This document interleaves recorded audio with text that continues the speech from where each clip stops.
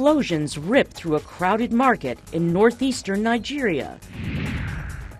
On World AIDS Day, focusing on how to achieve an AIDS-free generation. And the wait is over. A first look at the teaser trailer for Star Wars: The Force Awakens. Africa 54 starts right now.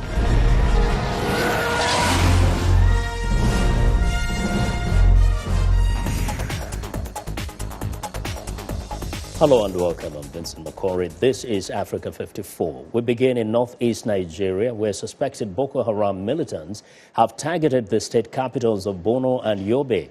Two explosions in quick succession struck a crowded main market in Maiduguri. It isn't clear yet how many people were wounded or killed. In Yobe, the gunmen attacked a police station and the city's university campus as residents fled for cover. They also fired on an Air Force jet that was circling their forces and dropping bombs. While the attacks are just the latest, on Friday, an attack at a mosque in northern Nigeria left dozens dead with several hundred other people wounded. Zlatsa Hoke has our report. Explosions followed by gunshots caused panic at the Grand Mosque in Kano as Friday prayers began and the building was crowded with worshippers. The mosque is associated with one of the country's most influential Muslim authorities, who recently called for Nigerians to take up arms against the militant group Boko Haram. Kano has been the target of past Boko Haram attacks, and its residents lived in fear even before the Friday attack. We are not safe at all. We are not safe. This is why yesterday there's a burst of the one tire. All the people leave their goods and leave their properties, ran away. Boko Haram is responsible for at least 1,500 deaths this year in northern Nigeria. The country's Red Cross Society says the violence has displaced 1 million people who desperately need emergency relief. The International Federation of Red Cross has launched an appeal on behalf of the Nigerian Red Cross Society in terms of 480 million naira to respond to the people affected by the insurgency in the northeast Nigeria. Many villagers from northeastern Nigeria have fled across the border to Cameroon. Others have found shelter in camps like this one outside the northeastern city of Yola. Our home has been burned, our churches, many of our brothers have been killed. Everything, nothing left for us now again. Boko Haram's campaign of death and destruction since 2009 has prevented economic development of northern Nigeria, turning it into one of the poorest regions on the continent. Neighboring Cameroon also has suffered. Several cross-border raids by Boko Haram have frightened tourists that once flocked to Cameroon's national parks. They say the far north is in the danger zone, so we need ambassadors to help us, to make people come. Without foreigners, our economy will suffer. Border closures have frozen trade between Nigeria and Cameroon, hurting Cameroon's merchants. Since these events began, trade has stopped. The Nigerians don't come to buy food here anymore. The militants are suspected in several other brutal attacks this November that have killed more than 100 people in northern Nigeria. Zlatsa Hoke, VOA News, Washington. Well, for more on the security situation in northeast Nigeria, I'm joined by Leo Kayen, head of the Hausa Service here at the Voice of America. Leo, first, getting this attacks today, having attacks in Nigeria today was kind of a little, disturbing because it's, as we saw in that story, we just had an attack on Friday. Yeah. What's happening in Nigeria right now?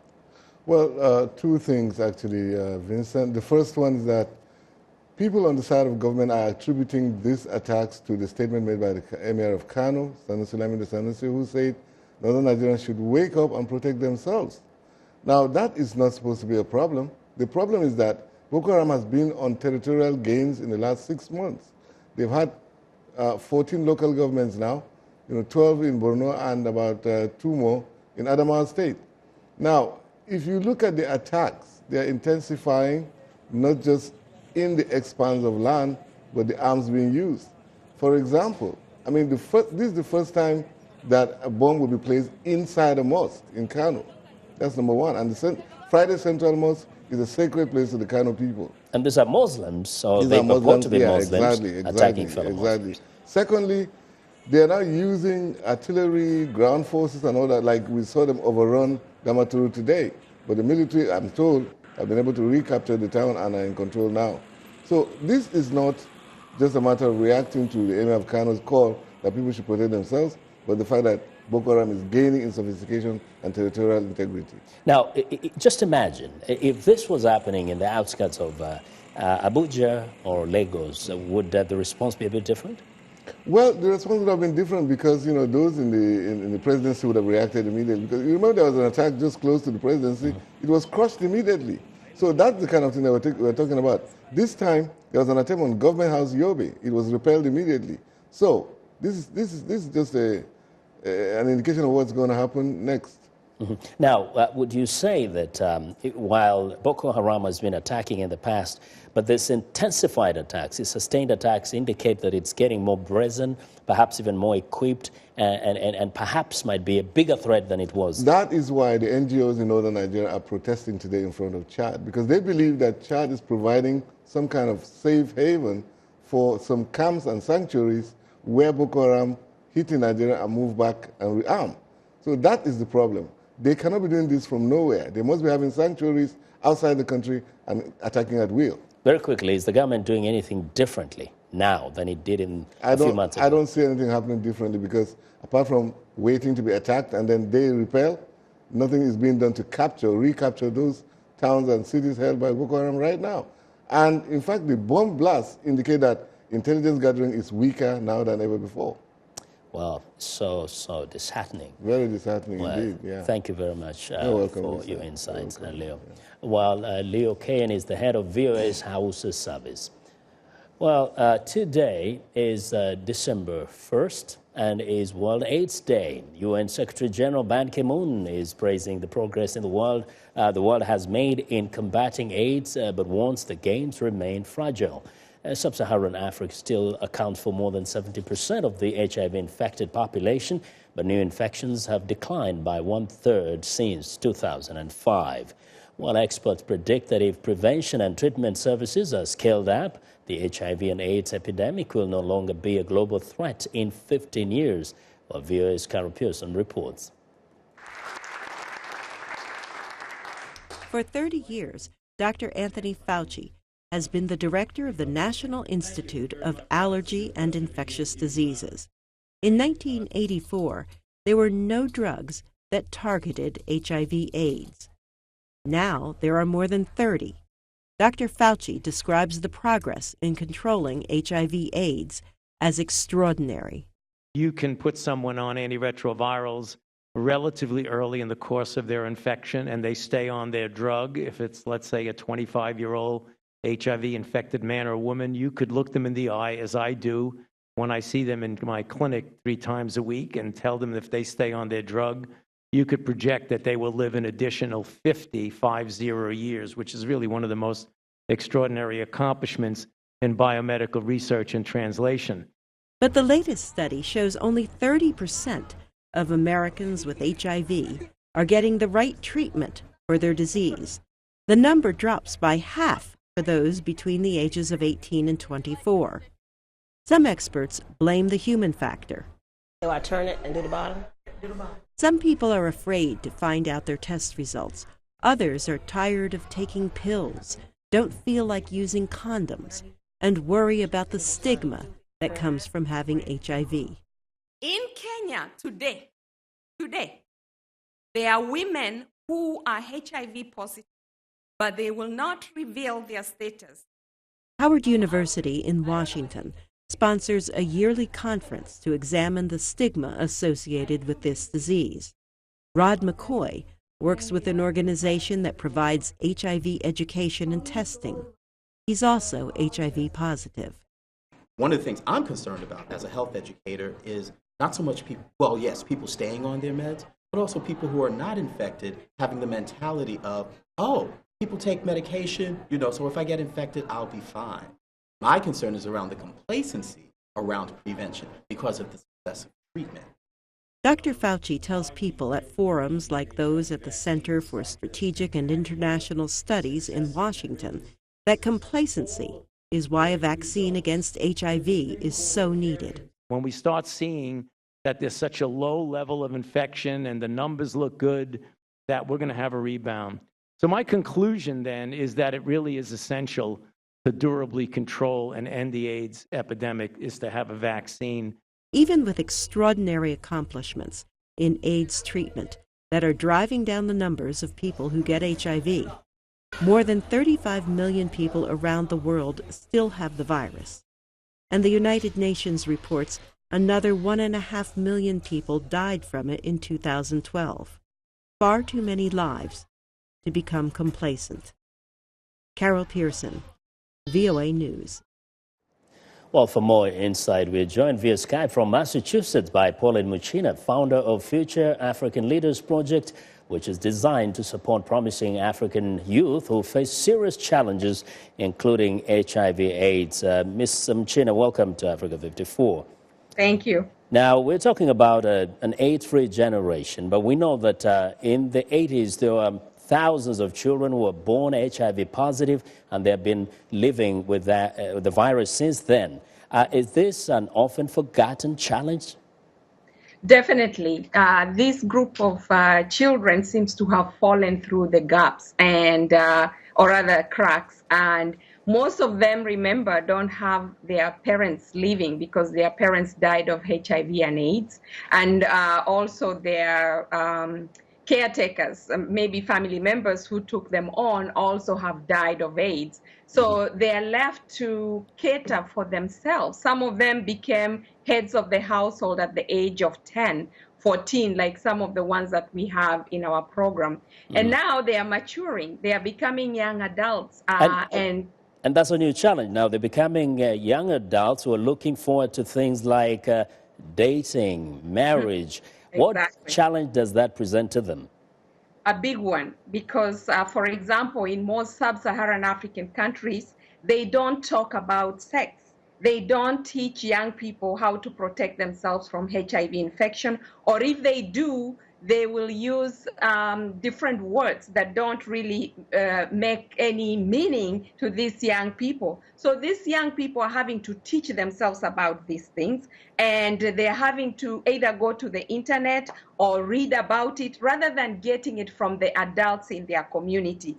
Also, the girls are very, very, very vulnerable because they are maturing. You know, men in the community are going after them. Even some of them don't care whether they are HIV positive or not. And most of them are getting pregnant. Most of them are, you know, getting married at that age. And nobody seems to really provide the kind of support they need, especially protecting them from men who prey on them, and also giving them psycho or rather counseling so that they are aware of how to live positively with HIV. But address a little bit the stigma factor of this generation that had nothing to do with HIV virus. I mean, they got it, not out of their fault. That's true. And most of them don't know they are HIV positive until they get very sick. And then they get to the hospital and they find out that they are HIV positive. And the people in the community, once they find out they are HIV positive, don't want anything to do with them. Especially, even sometimes their own relatives will want nothing to do with them. So these kids are left to their own. And when you look at the stigma that affects them, it's not only stigma because they are HIV positive. It's also stigma that is related to relationships, you know, things like gender-based violence, things like stigmatizing people because of they are now sexually active. It's a natural phenomenon, which you can, just like eating food. So why not provide them with the kind of care they need and the kind of knowledge they need? We'll continue with this conversation. Pauline, Ms. Muchina, thank you very much. Thank you for talking so to us much. Today. Okay. Now, Pauline Muchina is the founder of Future African Leaders Projects, designed to support promising African youth who face serious challenges, including HIV and AIDS. Now, we want to know what you think about Africa 54 and the stories we cover. Join the conversation on Facebook And check out our headlines 24/7 on voaafrica.com. Coming up, the Ferguson police officer who shot a black teen has resigned, and now he's speaking out. Stay with us.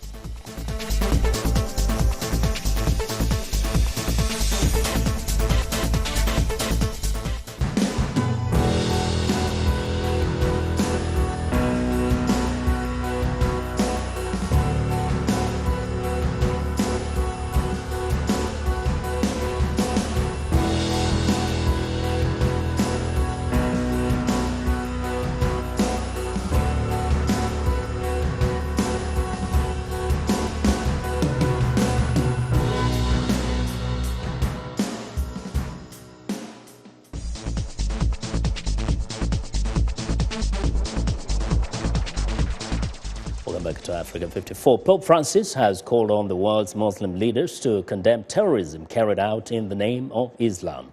Now, speaking to reporters aboard the papal plane from Istanbul to Rome, the pontiff said doing so would help dispel a wrongful stereotype held by those in the West who equate the two.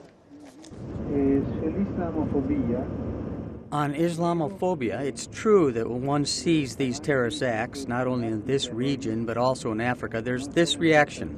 If this is Islam, I'm going to get angry, and so many Islamic people are offended. Many say. But we are not this, because the Quran is a book of peace. It is a prophetic book of peace. That is not Islam. Well, the Pope said he conveyed the same message to Turkey's president during a 3-day visit. Well, in the U.S. state of Missouri, the white police officer who shot dead an unarmed black teen has resigned from the Ferguson police force. The case has focused attention on often tense relations between American law enforcement and minority communities. VOA's Michael Bowman has our report. Yo, what's your name? What's your name? Tell me your name and number. Get out of here. Go. Contact him. After a week of vociferous demonstrations, the man at the center of the controversy, Darren Wilson, said he hoped his resignation would allow Ferguson to heal. Wilson hinted at his departure in an ABC News interview conducted late last week when asked if he hoped to continue serving in uniform. Do you really think it's possible? I mean, you think they would accept me? You think it'd be safe for me? Throughout last week, protests continued in Ferguson and spread far and wide to Portland, Oregon, Seattle, Washington, and New York City, where demonstrators targeted a nationally televised Thanksgiving Day parade. It seems like nobody cares about us when our children get shot. I'm upset. I have a 16-year-old son. It could have been him. Others give the grand jury the benefit of the doubt, but say Wilson had no choice but to resign. And there's still such a great grudge against him, unfortunately. People can't come to grips with the facts of the evidence of the case. Wilson denies that racial bias or anger played a role when he shot Michael Brown. The only emotion I'd ever felt was fear, and then it was survival and training. Training took over. It didn't just kick in, it took over.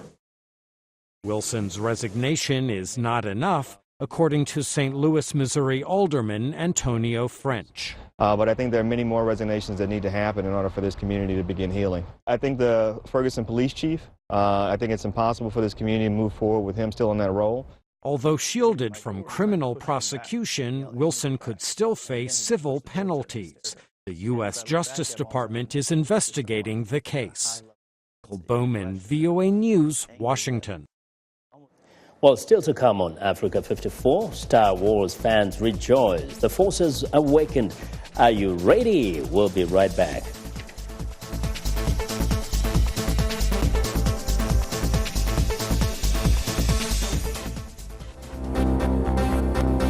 If you've just joined us, I'm Mariama Diallo, and here is a quick recap of today's headlines. The UN steps up Ebola training in West Africa as Sierra Leone records rising cases. In Nigeria, the death toll in Kano mosque attack is suspected to be linked to Boko Haram leaves at least 120 people dead and 270 wounded. In Congo, jailed warlord Thomas Lubanga appeals against a 14-year sentence for recruiting child soldiers.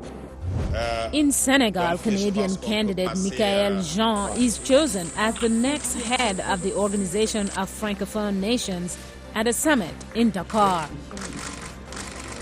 That's it for today. Thanks for watching. We'll see you next time.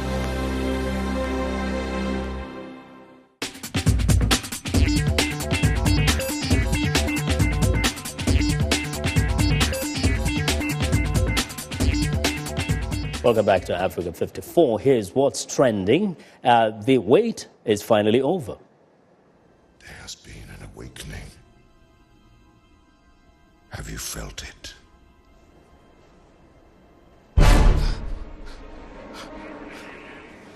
Well, the first trailer for Star Wars, The Force Awakens, is finally here.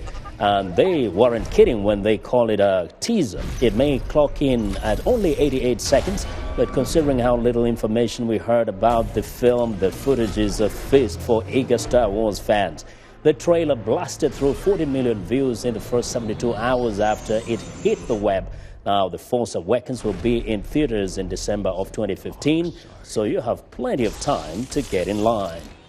Well, next up, actor Mickey Rourke has gone from the wrestler back to boxing. The 62-year-old actor returned to the ring Friday, defeating a fighter less than half his age in a Moscow exhibition bout.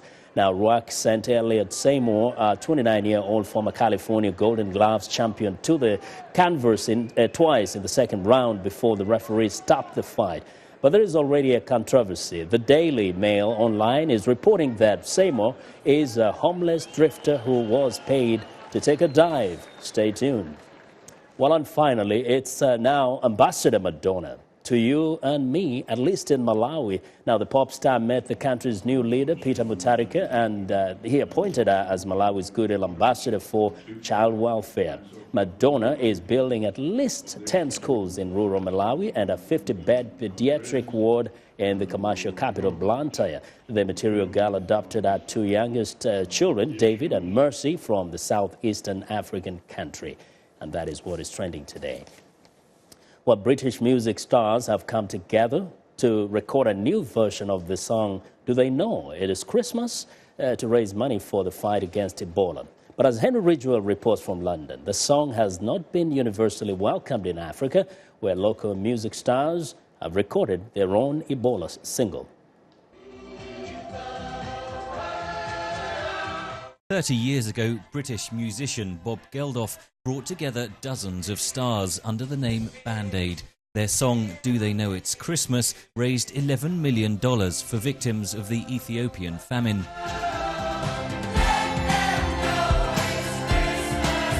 Now he's done it again. A new generation of musicians, plus a few old faces, have recorded a reworked version of the same song to raise money for the fight against Ebola. Geldof says the international community has not given nearly enough to fight the disease. They need 20 times that. So this record is an attempt to try and bridge that, certainly to push it. So we're doing Band Aid Germany, Band Aid France. The song has topped the charts in Britain. Editor of music magazine NME.com, Greg Cochran, says 3 decades on, the song could reach millions more people. The way we consume music has changed dramatically. Obviously, this version of Band Aid is going to be available on a few different formats. But the Band Aid 30 release has not been universally welcomed in Africa. Ethiopian music teacher Ezra Ababate says the title, Do They Know It's Christmas, is patronizing. The Ethiopians have accepted Christianity in the first century. We know it is Christmas. But the thing is, as I said, is labeling the entire Africa like a country, it's a very bad expression. Africa is a continent, it's not a country.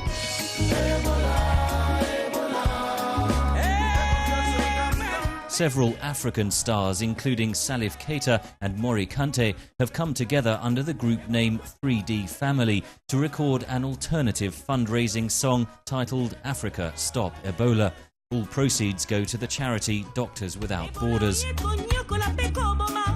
Sung in French and local languages, it urges people to go to a doctor if they are ill and warns them to avoid touching dead bodies. Among the artists on the track is Senegalese rapper Didier Awadi, who also criticised Band Aid 30. Anytime you have a problem in Africa, Bob Geldof I'm the angel coming to help the Africans. Medical experts say the disease has spread so quickly in West Africa because people lack information about how to fight the disease. Music might change that, says Guinean singer Mori Kante, who also appears on Africa Stop Ebola. I think that art and culture is the shortest route to communicate with these villagers so that they understand the importance of being able to avoid this scourge.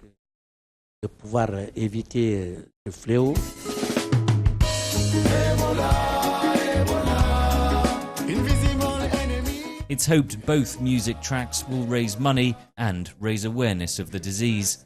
Henry Ridgewell, for VOA News, London.